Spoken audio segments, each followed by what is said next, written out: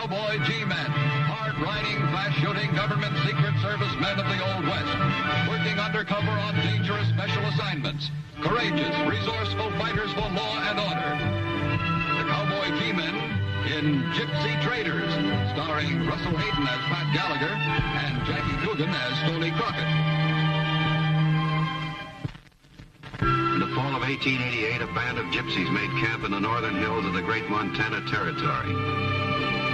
As a rule, gypsies don't remain long in one spot, but this band had been in this location for more than a year. And here was the reason: copper, material for their craftsmanship. And there were other minerals. The band had staked out claims all over the region. Most people in the area thought this was all right. But in the town of Bender, close to the mineral strike, there were those who felt the claims should be taken away from the gypsies. So an action at law had been brought against the gypsy band, with federal judge William Garrison presiding. And on the morning of November 7th, 1889, the judge was prepared to render his decision.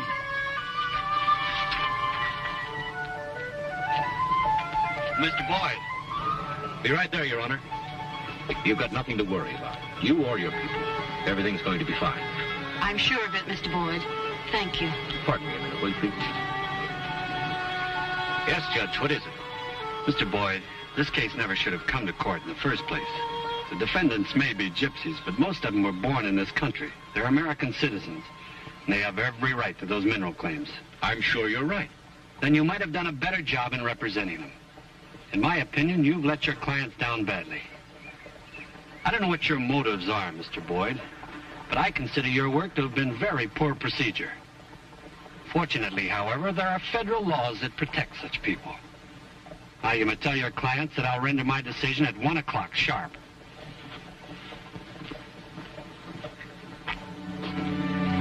Is something the matter, Mr. Boyd? No, nothing at all. The judge wants us back at 1 o'clock. I'll see you then. Bye. Bye.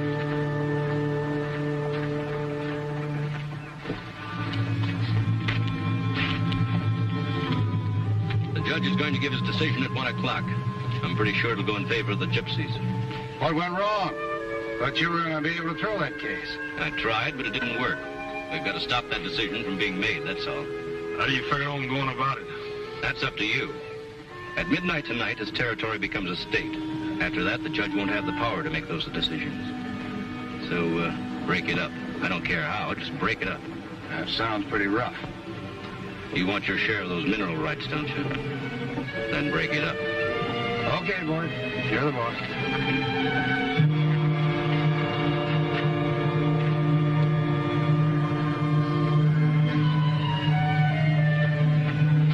What's the meaning of all this? Sorry, Judge, you can't hold court at this place anymore. Oh, you're wrong about that, Marshal. I have until midnight tonight. You got your dates mixed, ain't you, Judge? My calendar says that you was through at midnight last night. Why, this is out-and-out subterfuge. You're just trying to stop me from holding court, that's all. That's right, Judge. And you might as well forget it. I've been expecting something like that.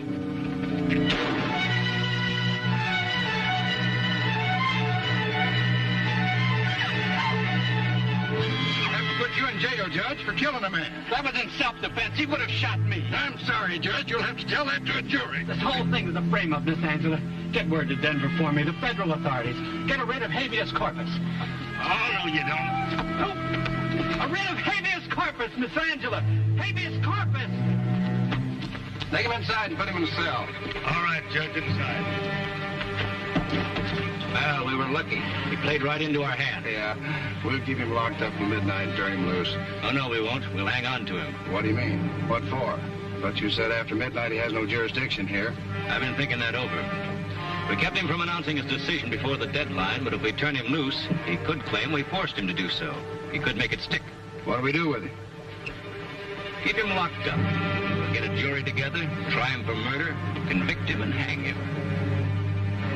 We'll never get away with it? Oh, yes, we will. It'll all seem perfectly legal. But isn't there some way somebody can get him out of jail? He told that girl to get some kind of a writ or something. A federal writ of habeas corpus? Yes, but you'll never get that word to Denver. Not a chance of it. But Mr. Boyd was wrong. The Gypsy girl did get the message through to Denver. And 3 days later, 2 federal Secret Service men rode into the new state of Montana. And one of them carried the legal means of freeing a man from jail. Habeas corpus, deliver the body.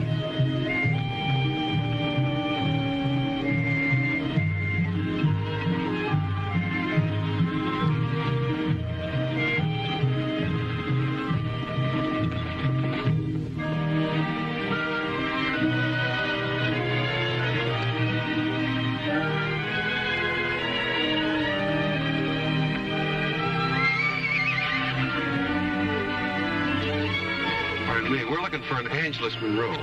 I'm Angela Monroe. How do you do? My name's Pat Gallagher. This is my partner, Stoney Crockett. How you doing, man? We're government agents. I'm very happy to see both of you.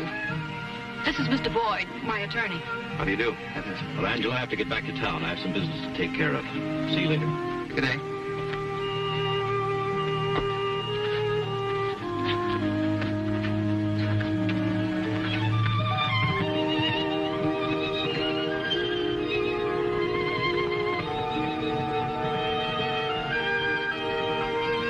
Mr. Boyd has been trying hard to keep my people from losing our mineral rights. Your people are gypsies, aren't they? Yes, they are. You don't usually find gypsies this far west. We might not be gypsies much longer. My people want to settle down here. We will if we're given a chance. You sent a message to Denver, miss, about a federal judge who was being held prisoner. That's right. Did you bring the writ with you? Yeah, we brought the writ. Who's holding this judge? The town marshal of Bender. What are they holding him for? Murder. But he shot the man in self-defense. What caused the shooting? Some men in town want to take our mineral rights away from us, and the judge was going to rule against them, and the guy knew they had to stop him some way. But he is innocent. Where's this marshal now? In the town of Bender. That's about 5 miles from here, south. Well, Stoney, I guess we better head for Bender. Goodbye, Miss Angeles. So long, man. Bye.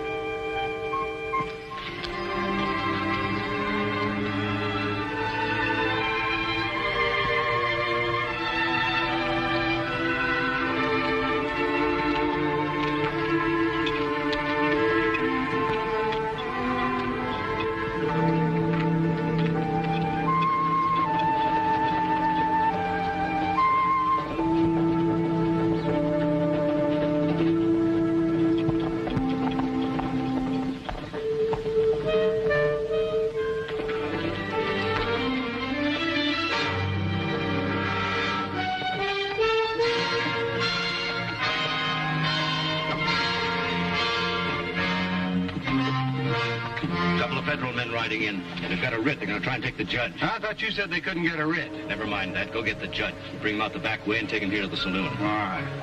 You two stall those federal men. Here they come now.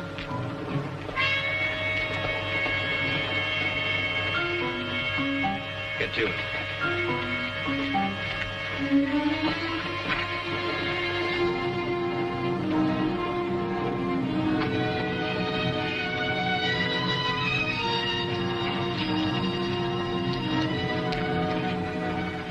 Just a minute. There's no visitors allowed in there. Well, we're not exactly visitors. Well, then who are you? Let's put it this way. Who are you? Well, it's none of your business, but I'm the new deputy. Where's the marshal? I don't know. Is he in there? I told you once I didn't know. Well, if you don't know, you shouldn't mind if we go in and take a look. Listen, if you two keep on making a pet to yourself, I'm going to lock you up. I wouldn't try that if I were you. Yeah? Then maybe you ought to try this.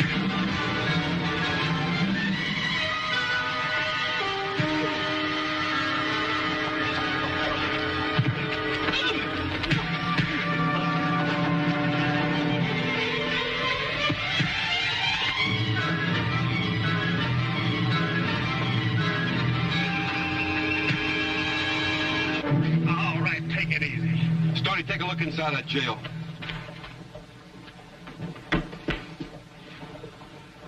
You're going to get in a lot of trouble for protecting a peace officer. A peace officer?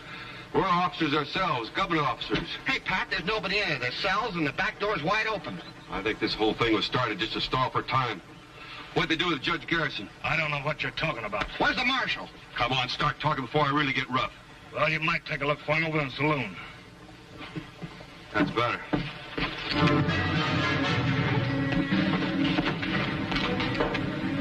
Some people just won't learn, will they?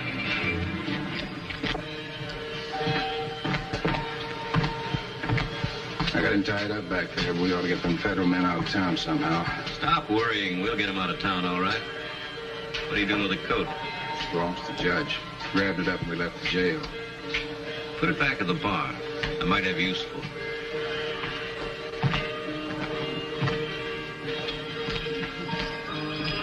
Well, Mr. Boyd. Hello, Mr. Gallagher. Mr. Crockett. Howdy. Have a drink. No, thanks. We never use it. We're looking for the town marshal. Well, he's right over there. Looking for me? Yes. We're government agents. We got a writ for you. Writ? What kind of a writ? Habeas corpus. It commands that you deliver to us the person of one William Frederick Garrison. Garrison. Who do I know by the name of Garrison?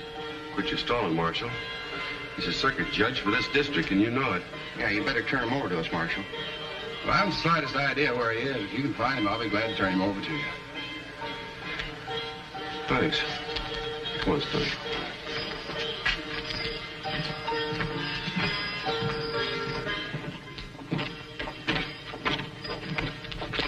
Stoney, I've got a feeling they're lying. I got the same feeling.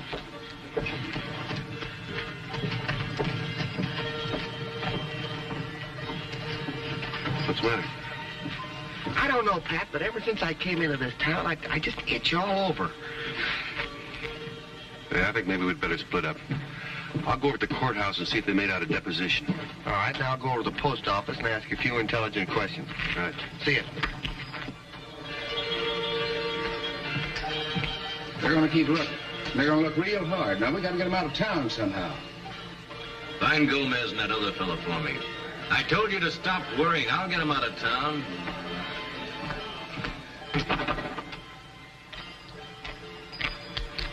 Find out anything, Stoney? Not a thing. Hey, look at that fancy Dan Cowboy down there in a frock coat. That could be the judge. Come on.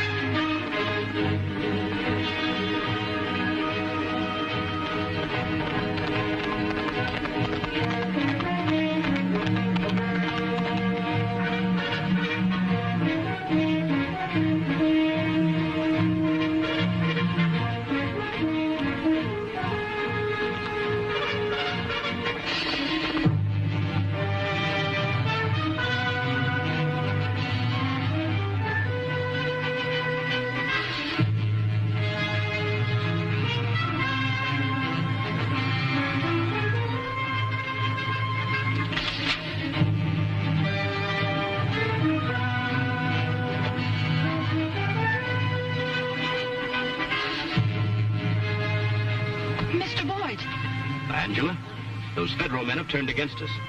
They've sold out to the other side. Federal men? But I sent for them. What do you mean, Mr. Boyd? The marshal talked to him. He offered them a share of the mineral rights. Now they're after me. He figured with me out of the way, they won't have any more trouble. All through this thing, my people have been on the side of the law.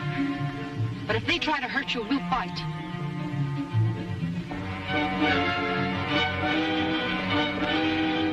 I'll go get help. I'm not going to let them take you.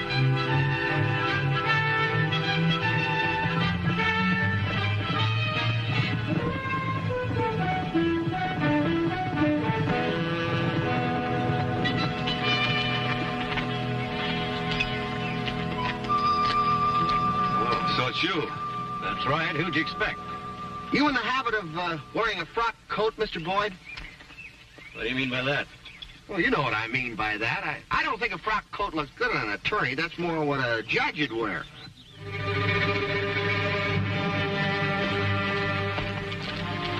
What What do you want here? You don't seem very happy to see us. Where's the judge? You went into town to get him.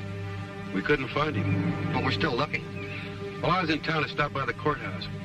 Went over the transcripts of your case. Your attorney here hasn't been much help to you, Miss Monroe.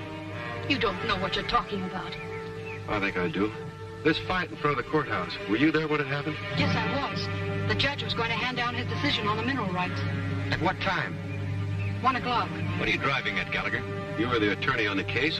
Why weren't you there? I'd have been there when court was called. How long did the fight last, Miss Angela? Oh, I don't know. Was Mr. Boyd there during the fight? No, he wasn't. I didn't see him anyway. Where were you, Mr. Boyd? What are you inferring? I think you're part of the gang in town. As a matter of fact, you might even be the ringleader. You're out of your mind. No, now, come on. What happened to the frock coat, Mr. Boyd? What frock coat? Now, you know what I'm talking about. Don't stall, Boyd. You're under arrest, Boyd. We're taking you into town. You'd better be right, Gallagher. You hadn't been wrong in a long time. Now, just be a nice fella. Move out.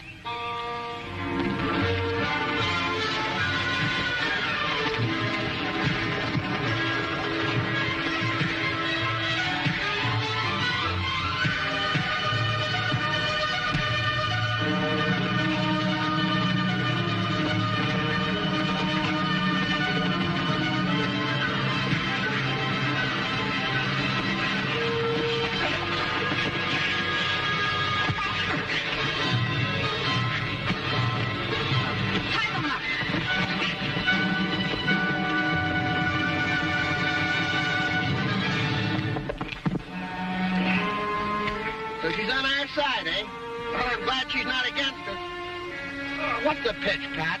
Boyd must have sold her quite a story. We're sure in a real mess. You lawmen, always ready to arrest the wrong victim. Now, you listen to me. Boyd's selling you a bill of goods. He's framing you and your people, and we can prove it. You thought you could cheat my people, you and the rest of them. Well, you're wrong. Our men are riding into town right now, and they're going to bring back Judge Garrison if they have to fight to do it. What about Boyd? He ride in with them, too? Mr. Boyd rode on ahead to be our advisor against you and your partner. How much of a fool can you be? Boyd set up an ambush for your men. They don't have a chance. You don't have a chance. You'll see. The cab's clear. You got the knife? Yeah. My boot. The top one. Get it? Yeah.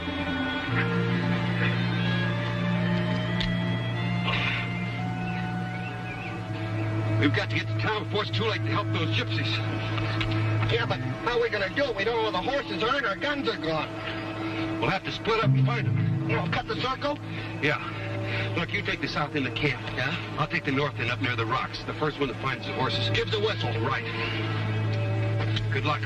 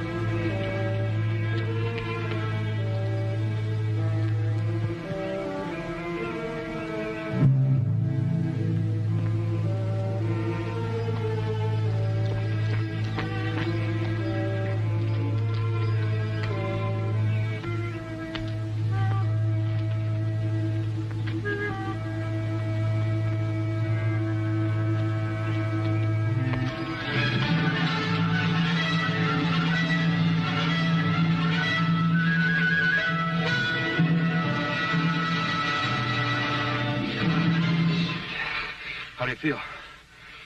I'm all right. I'm sorry you landed so hard.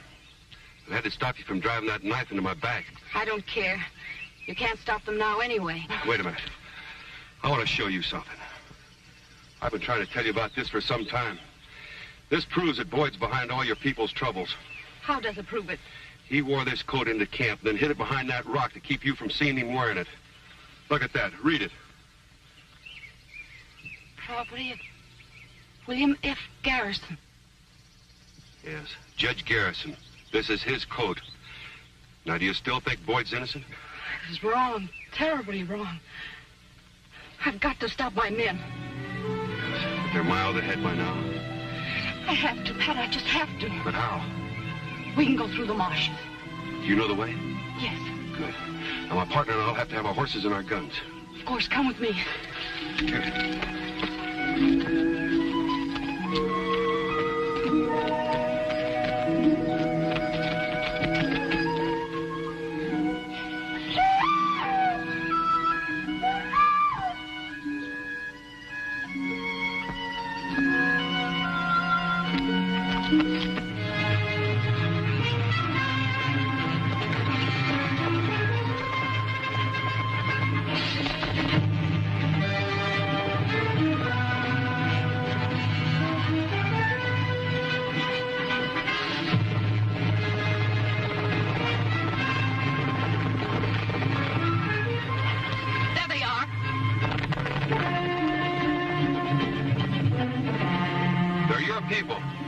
You head down there and turn them back to camp. Stoney and I'll ride into town.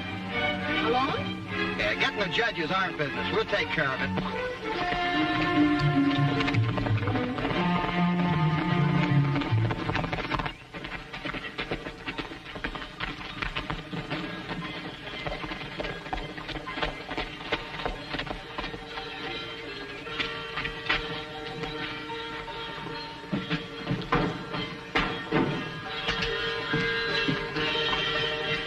Gypsies are coming into town to try to take the judge.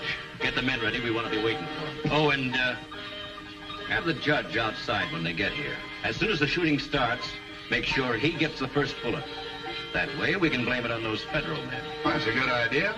That'll save us the trouble of rigging a trial.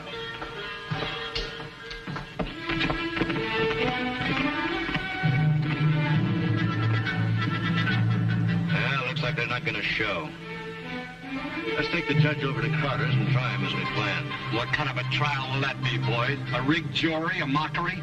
That's right, Your Honor. We're going to try you, find you guilty, and hang you before you even have time to think about it. You'll never get away with this. The federal government will act somehow.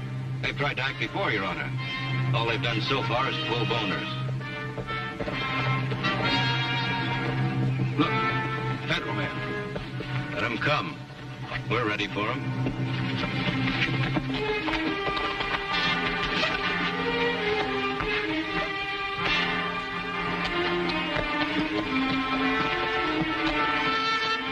Now again, Stoney. Every time I get near this town, I start to itch. Yeah, I get a feeling somebody's itching to take a shot at us.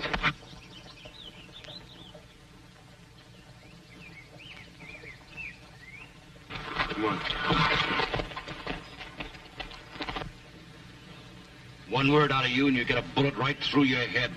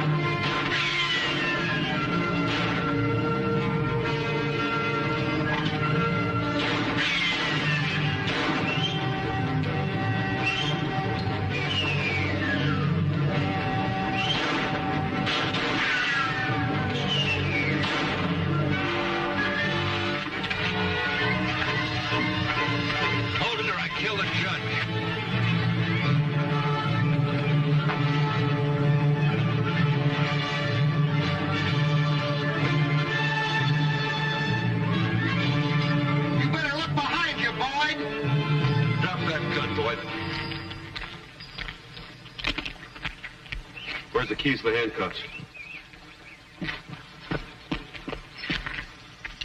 I've got the writ of habeas corpus, Judge. From now on, you're a free man. You won't be free, Boyd, for about 20 years. I'll personally see to that. Mr. Gallagher, you saved the judge. Yes, we've saved the judge. I want to tell you, Judge, that we're sorry that we were so late. Personally, I feel you couldn't have gotten here at a better time. You can tell your people that I've made my decision in their favor, and I'll see to it that it stands up. Here, Judge, you may need these. All right, come on. Oh, that's wonderful.